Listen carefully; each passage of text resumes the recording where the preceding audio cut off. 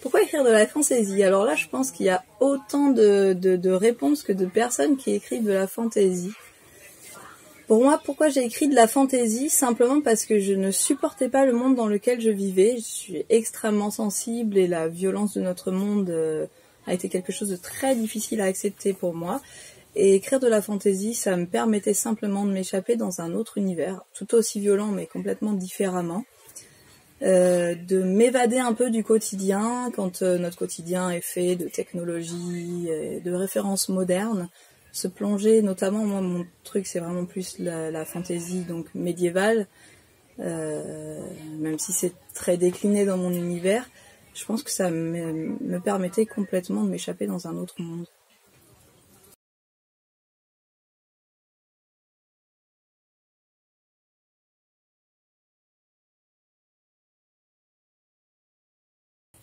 Alors du coup, comme je le disais précédemment, pour moi la fantaisie c'est un moyen de m'évader dans un autre monde, mais je pense pas que ce soit la seule raison. D'une part, j'étais pas du tout capable d'écrire du contemporain parce que je suis quelqu'un d'assez perfectionniste et pour moi le contemporain demandait une somme de recherche que je n'étais pas prête à effectuer.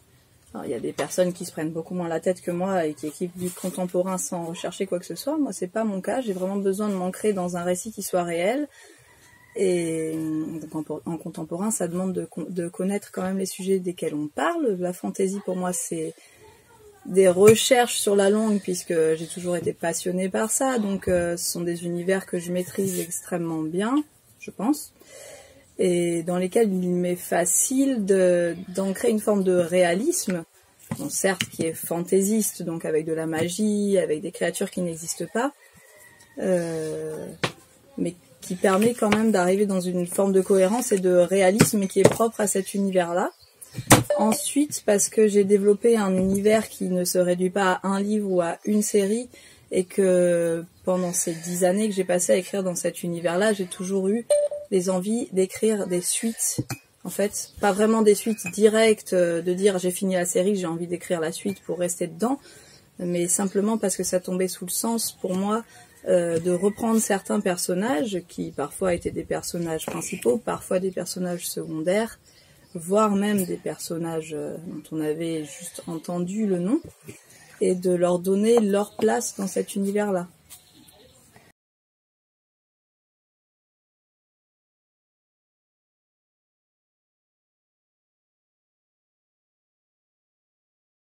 Personnellement, on m'a jamais fait ce genre de réflexion. Je suppose que je fais partie quand même du communauté qui lisent de la fantaisie ou en ont lu ou qui comprennent ces univers-là. Après, c'est évident que beaucoup de gens n'aiment pas forcément se plonger dans un univers qui est fantaisiste et imaginaire et que ça reste assez particulier. Qu'est-ce que je pourrais répondre à des personnes qui trouvent que c'est un sous-genre? Je leur dirais de lire des romans fantasy, parce qu'en fantasy, il y a des véritables chefs-d'œuvre, et que clairement, c'est un genre à part entière, et c'est même un genre au sens large du terme, parce que déjà, il y a énormément de styles différents dans la fantasy, mais on peut également tout décliner sous couvert de fantaisie. On peut écrire n'importe quoi qui pourrait s'ancrer dans du contemporain, ou dans du futuriste, etc., dans un cadre de fantaisie.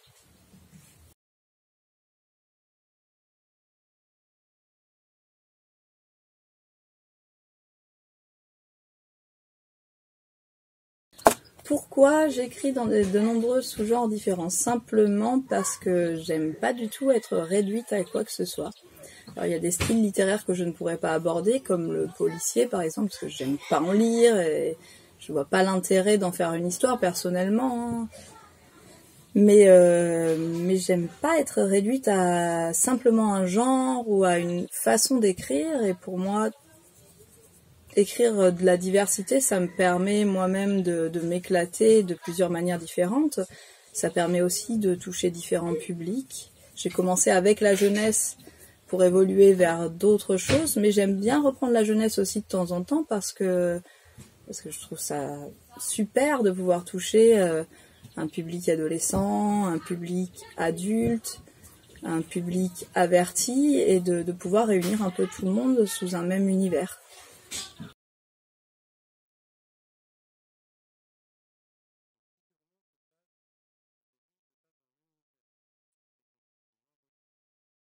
Alors oui, ça s'est fait extrêmement naturellement. En fait, à la base, j'avais jamais prévu quoi que ce soit. J'ai simplement commencé par une trilogie, donc la triade de la pierre sacrée. Et puis c'est avéré que l'un des personnages m'a particulièrement intéressée, que j'ai voulu écrire un préquel, donc raconter son adolescence. Et à la fin en cours d'écriture de ce livre, je me suis dit mais qu'est-ce que je vais bien pouvoir écrire ensuite, et simplement c'est tombé sous le sens qu'il fallait que je reprenne la triade de la pierre sacrée et que j'écrive une forme de suite avec les personnages principaux. Et puis après ça s'est débloqué tout seul, et peu à peu les personnages ont pris vie de plus en plus et se sont imposés, des séries sont nées comme ça sans que j'y réfléchisse, voilà, naturellement.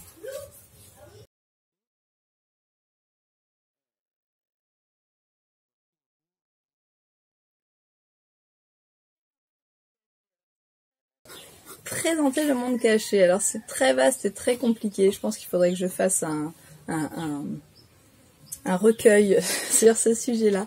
Le monde caché, à la base, c'est un univers assez simple. D'ailleurs, le nom est assez simpliste, que j'ai créé il y a longtemps, donc quand j'avais 17 ans. J'étais au lycée à l'époque, je m'ennuyais.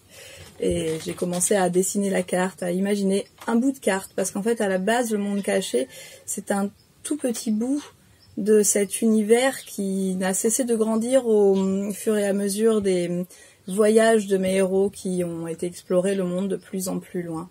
Donc c'est un monde très vaste qui est une dimension parallèle avec la nôtre. Donc on peut traverser d'une dimension à l'autre. Ce sont les sorciers qui, sur notre monde, gardent les portes d'accès du monde caché. Donc il y a quelques histoires qui se passent en fait entre les deux mondes, c'est-à-dire qu'on revient parfois dans notre monde qui est surnommé le monde moderne, mais rarement. Le monde caché, c'est extrêmement vaste, c'est comme notre Terre en fait. Il y a un nombre de cultures et d'avancées sociologiques, culturelles, technologiques extrêmement différentes selon les coins du monde, avec des cultures, des religions, des politiques qui diffèrent. Le bout du monde caché qu'on connaît le mieux, donc qui est à la base de mes romans, qui est tout à fait à l'ouest, il y a beaucoup de civilisations très moyenâgeuses ou type Renaissance, mais aussi des univers magiques. Une cité par exemple, Sully, qui est une cité de magie, donc qui était extrêmement avancée d'un point de vue culturel et sociopolitique, mais qui ne possède pas vraiment de technologie. Il y a des coins du monde comme Naïl, la cité des Alctempo, les enfants des fées, qui ressemblerait presque à notre monde, la technologie mise à part, mais qui est souvent comblée par la magie. Et puis après, il y a des endroits... J'essaye en fait souvent de reprendre des civilisations existantes dans notre monde, que ce soit de nos jours ou que ce soit des civilisations mythologiques, et de les retranscrire à ma manière, en les reprenant pour moi et en les transformant pour en faire des sociétés de cet univers. Donc, où il y a des grands déserts avec des cités, toute une partie de l'univers assez vaste qui est type Mille et une nuits. Il y a des cités encore plus lointaines qui vont se rapporter peut-être plus à l'Inde reculée, une époque plus mystique. Des cités qui ressemblent à la Chine, mais pareil, plus reculées, pas modernes. Et avec beaucoup de magie, beaucoup de croyances, de créatures. Il y a beaucoup de créatures qui sont typiques des univers fantasy, hein, bien sûr, les elfes, les nains, les dragons, etc. Il y a aussi des créatures que j'ai beaucoup transformées ou qui n'apparaissent pas forcément toujours en fantasy, comme les djinns, qui chez moi se déclinent selon les lieux où ils vivent en énormément de peuples différents. On va avoir les djinns du désert, on va avoir les djinns des glaces, on va avoir les djinns des forêts qui sont tous très différents et même physiquement qui ne se ressemblent pas forcément. Et donc tout un mix de créatures extrêmement traditionnelles de la fantasy et en même temps retravaillées ou inventées complètement, comme les Alk Tempo qui sont des créatures typiques de mon univers et très importantes dans mes romans, puisque la plupart de mes romans utilisent les Alk Tempo comme héros, donc les enfants des fées.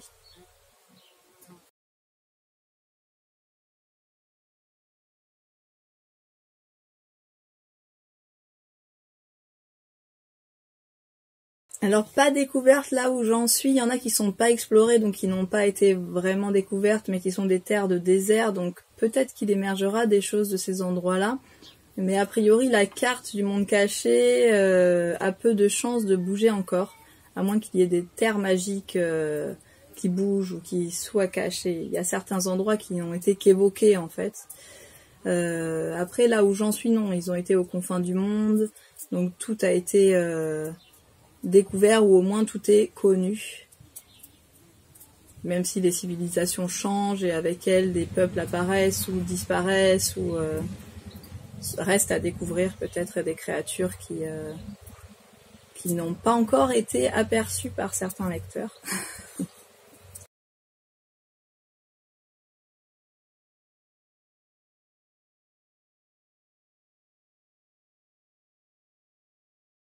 Bah oui, bien évidemment. Les Alk Tempo, on en parlait tout à l'heure, donc les enfants des fées qui sont issus d'un croisement. À la base, j'ai un peuple, donc le peuple des fées, qui sont littéralement des fées tels qu'on les décrit habituellement en fantasy ou dans les traditions, les petits êtres volants. Sauf que chez moi, ce ne sont pas juste des femmes, comme on voit parfois. Il y a bien des fées mâles. Et ces fées mâles sont parfois attirées par le charisme et le sexe appel, on va dire, de certaines humaines, ou d'autres créatures d'ailleurs, et vont chercher à procréer avec elles. Alors évidemment, un fée mâle étant une créature qui doit faire à peu près cette taille, c'est un peu compliqué, mais ils ont une magie particulière qui leur permet d'avoir des moyens de peupler, par exemple, le sommeil d'une humaine, ou de lui faire manger un fruit magique, etc., qui va la faire tomber enceinte. De cette union va naître un enfant des fées, donc un Alk Tempo, qui sont des personnages qui ressemblent aux humains, sauf qu'ils sont, j'allais dire, parfaits physiquement. Ils ont une forme de perfection, ils sont tous magnifiques. Ils ont un charisme extrêmement puissant, des pulsions sexuelles aussi extrêmement puissantes, parfois difficiles à contrôler. Et quelque chose de très particulier à leur race, c'est qu'ils ont les couleurs des yeux de leur père, c'est-à-dire des couleurs pastel. Donc ils ont tous des yeux pastels, il y a 5 couleurs différentes. Le rose pour les enfants des fleurs, donc rose pastel bien sûr, le jaune pour les enfants des flammes, le vert pour les enfants des pierres, le bleu pour les enfants des torrents et le mauve pour les enfants du vent. Donc ça, c'est mon peuple de prédilection. C'est aussi, la plupart de mes héros en fait sont des Alk Tempo, même si c'est pas toujours le cas. J'ai d'autres héros, d'autres créatures, et parfois j'ai des sang mêlés, donc qui sont Alk Tempo, mais qui appartiennent aussi à une autre espèce. Et donc ma ville de prédilection sur le monde caché, c'est la ville où ils habitent, Naïl, qui à la base était simplement un village dans lequel les Alk Tempo en fait, comme ce sont des créatures très particulières qui naissent en général d'une mère mais sans père, sont souvent rejetées par le commun des mortels, surtout dans les cités et les contrées où on s'attend à ce qu'une femme ait un mari et donc des enfants avec son mari. Donc ils sont souvent très mal vus et souvent rejetés. En plus, ils commettent souvent des fautes à cause de leur pulsion. Et ils finissent tous par se diriger par instinct vers Naïl, donc cité qui a été accueillie dans la forêt de Laurier, qui est une cité des elfes sylvains. Donc ils ont été accueillis au sein de cette cité, de cette forêt magique. Et ils ont créé un village qui était un village de passage et qui peu à peu s'est transformé en ville. Actuellement, dans les romans que j'écris, Naïl fait à peu près 7000 habitants, est une cité extrêmement développée, la plus avancée de tout mon univers.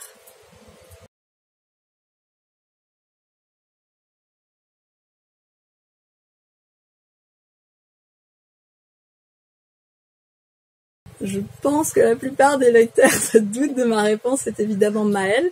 Maël qui est justement un up-tempo, qui est le héros de Muse et de la série du Temps des Cerises, qui est un personnage unique, qui est ma muse personnelle. Au-delà d'un personnage de roman, Maël a pris vie, c'est pour moi, j'allais dire l'amour de ma vie. C'est un peu ça, c'est un personnage qui m'a particulièrement touchée, qui vit dans ma tête, qui vit à travers moi, qui a aussi des histoires à raconter, la sienne, mais pas seulement, puisque pour moi, Maël m'inspire d'autres histoires. Maël, donc le petit chat, qui est un personnage très brisé, très jeune, qui a vécu beaucoup de choses difficiles dans sa vie, mais qui a une personnalité assez unique, beaucoup d'humour. Il est extrêmement vulgaire aussi, mais il a une vulgarité bien à lui, qui est très touchante, qui est amusante, qui en général ne gêne pas les lecteurs, et qui moi m'amuse particulièrement, et qui est un personnage extrêmement gentil et généreux, et en même temps têtu et volontaire, qui fait que malgré toutes les épreuves qu'il a pu vivre, et il en a vécu des très très difficiles au cours de sa vie, reste identique à lui-même, et reste un personnage très lumineux, très souriant, entier et parfait à mes yeux, même s'il a énormément de défauts. C'est aussi un personnage androgyne, qui est modèle, qui pose, qui fait de la peinture érotique, et qui, on pourrait parler des heures sur Maël à son sujet. C'est un sujet qui me touche particulièrement. Tout le monde dans ma famille connaît Maël, mes enfants savent que Maël habite avec nous. Même s'ils ne l'ont jamais vu, ils l'ont vu en images, mais voilà, Maël, c'est plus qu'un personnage préféré que je pourrais choisir, c'est ma muse personnelle. Mignon. Déclaration d'amour pour Maël. Alors tout dépend de ce qu'on apprécie en fantasy, j'ai envie de dire, parce que mon univers est très vaste. Comme tu l'as dit tout à l'heure, il y en a pour tous les goûts, donc pour tous les genres de public. S'il y avait un bouquin que je conseillerais, je pense que c'est Le Loup Gris. C'est à la fois le début de l'histoire, c'est vraiment le roman qui va être le plus tout public, c'est épique, il y a plein d'aventures, les personnages sont touchants, il y a un peu de romance aussi dedans, il est assez complet, c'est un roman que j'aime beaucoup. Après, selon les goûts personnels de chacun, pour un public plutôt mature, je pourrais conseiller par exemple Le Feu des Steppes, qui est vraiment une série d'épique fantasy. Bon, voilà, la voiture qui passe. J'attends peut-être. Parce que...